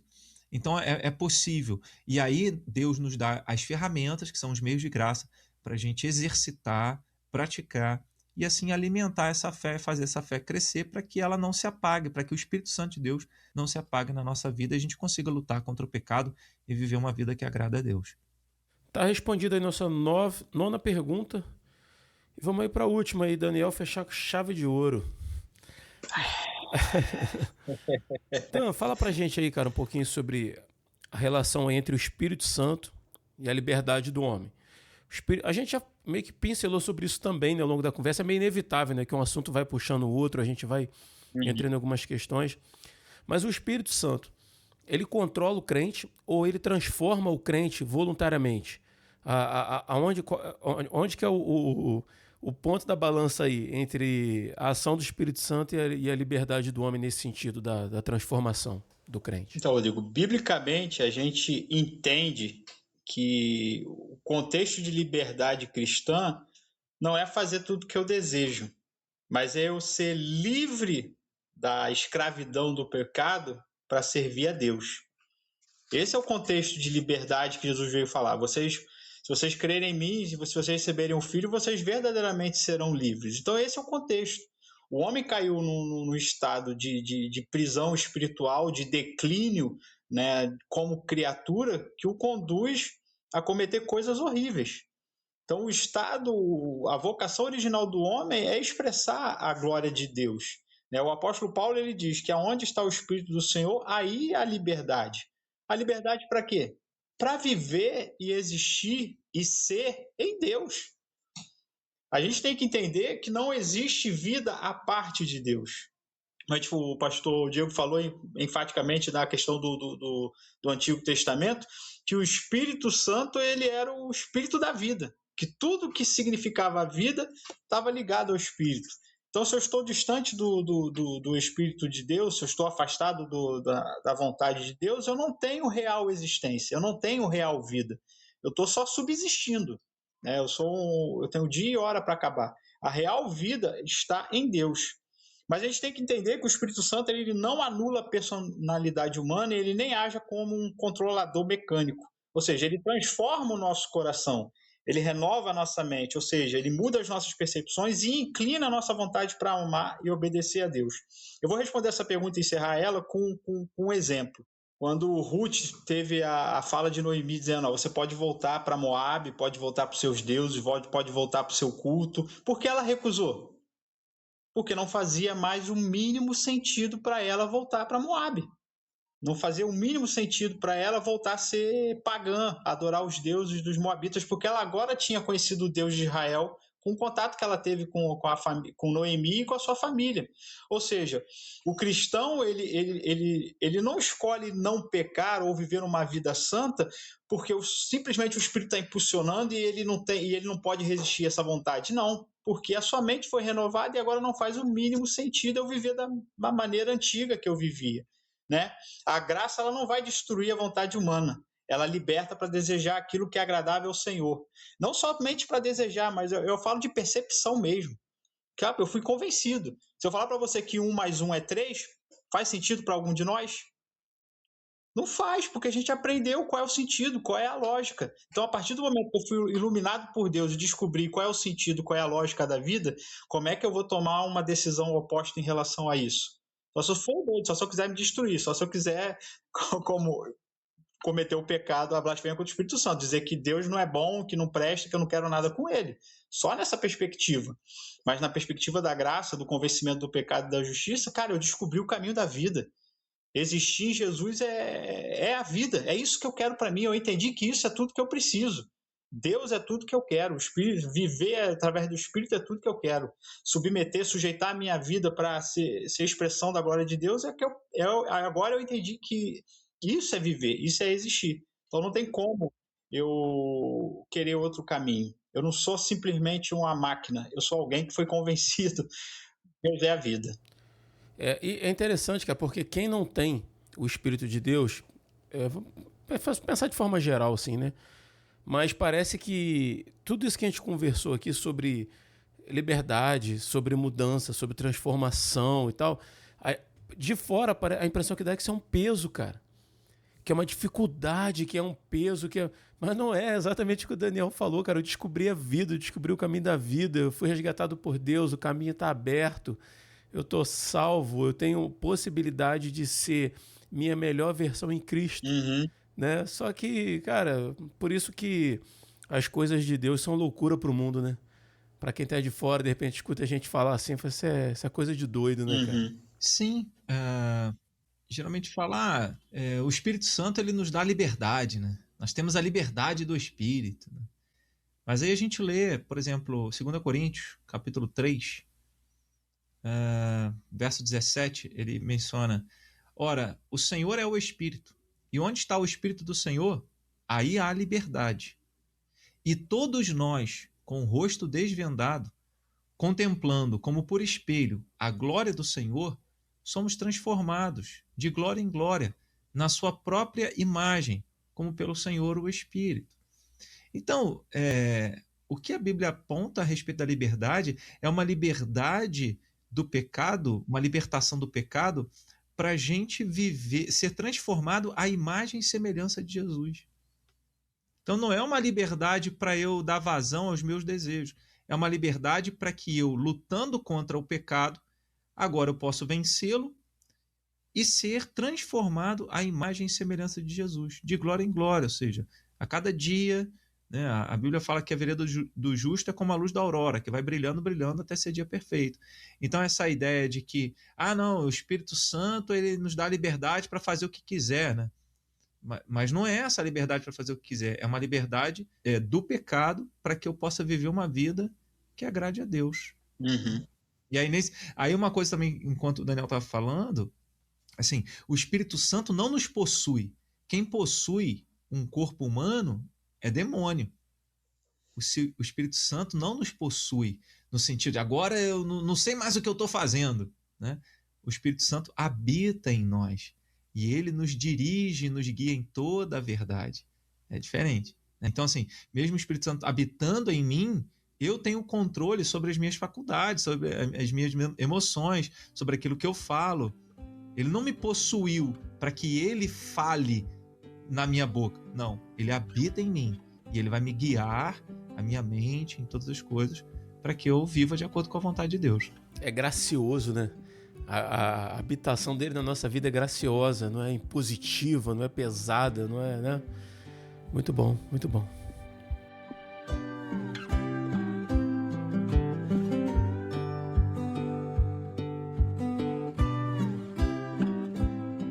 Galera, a gente vai chegando ao final de mais um episódio do Resistência Podcast. Eu achei que não ia dar, hein?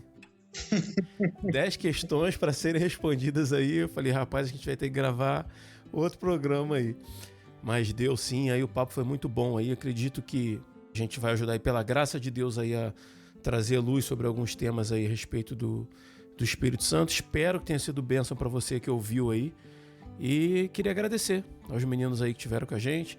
Diegão, começar por você aí, tá, cara? Obrigado por você ter tirado um tempinho aí na sua agenda. Eu sei que hoje você tinha estudo para fazer lá, você deu trabalho para outra pessoa para estar com a gente aqui hoje. Então, assim, reconheço publicamente aí o esforço e... Não deixa de ser um estudo bíblico, né, cara? Sim. Só que eu acho que aqui tu vai pegar mais gente aí do que os cultos de quinta-feira na igreja aí, que normalmente estão... Né? De repente tem menos gente aí, né? Mas brigadão, cara, tá? Prazer estar contigo. Foi um prazer, irmãos. Que o Espírito Santo continue nos guiando, né? Amém. E que nós continuemos buscando o Senhor, entendendo que Ele é uma pessoa com quem a gente se relaciona. Muito bom. Quem quiser ouvir mais o Diego ou assistir mais o Diego, né? Tem o canal da Igreja Presbiteriana de Conselheiro lá no YouTube, né, Diego? Isso. Diversas pregações, estudos bíblicos lá. A gente já... Sempre que você vem aí, a gente fala, né? Desses canais aí de divulgação da palavra. E vai estar na descrição do episódio aí, tá bom? Quem quiser conhecer um pouquinho mais aí do Diego, entra lá em resistenciapodcast.com, vai na descrição do episódio e vai estar tudo linkado lá. Diegão, obrigado. É um prazer. Grande Daniel de Oliveira Marques. É o meu primo mais chegado que irmão. Fala aí, Daniel. Obrigado também, tá? Por estar com a gente aí. Sei que também tem suas lutas, suas dificuldades, mas, pô, sempre disposto a estar com a gente, estudando aí, se dedicando. Brigadão, primo. Não, gente, agradeço, né? Esse podcast é sempre uma bênção, cara, porque toda vez que a gente estuda, se prepara, quando eu vi que eu era o Espírito Santo, eu falei, eita, vou ter que sentar e estudar, me preparar, né? Mas é pra isso que eu chamo vocês, senão eu fazia sozinho, né? Eu chamo pra ter alguém pra estudar. É uma benção, a gente lê, a gente cresce, né, no conhecimento quando a gente se prepara para gravar o podcast e troca essa experiência. E o meu desejo é que tudo que foi falado aqui seja uma realidade na nossa vida, né? Que o Espírito possa continuar nos orientando, aplicando a obra de Jesus dentro de nós, possamos ser santificados e moldados por Ele, que Ele continue direcionando, né, trazendo a nossa mente para a direção da palavra de Deus. Posso fazer uma recomendação, Rodrigo? Claro, até duas. Quando a gente trata desses assuntos meio polêmicos, a gente tem... Polêmico não, assunto mais complicado da teologia. São polêmicos, alguns pontos são polêmicos, né? Não é errado. Eu queria recomendar a Teologia Sistemática do John MacArthur e do Richard Maury, né? Um estudo aprofundado das doutrinas bíblicas da editora Peregrino. Eu recomendei um material do John MacArthur pro Rodrigo, e o MacArthur, eu gostei muito da teologia sistemática dele, eu vi um vídeo na internet, eu falei, pô, é essa que eu vou comprar. Porque o MacArthur, ele trabalha com muita referência, com muito quadro, com muita citação de versículo, e não é uma teologia sistemática, você pensa, tipo assim, pesado, que a linguagem é muito carregada, muito teológica. Ele é bem prático e direto, embora seja um material bem extenso aqui, bem grosso. É um material bom, e eu faço essa recomendação. Eu acho que é uma teologia, ela não é uma teologia básica, né, de principiante, mas também não é uma teologia exaustiva, mas ela é bem excelente no material e no formato que ela tem. ela traz quadro, ela traz tabela, ela traz referência de texto bíblico. Então fica gostoso de você estudar. Se você precisar... Claro que a gente está falando de você pegar isso aqui e ler isso tudo num dia.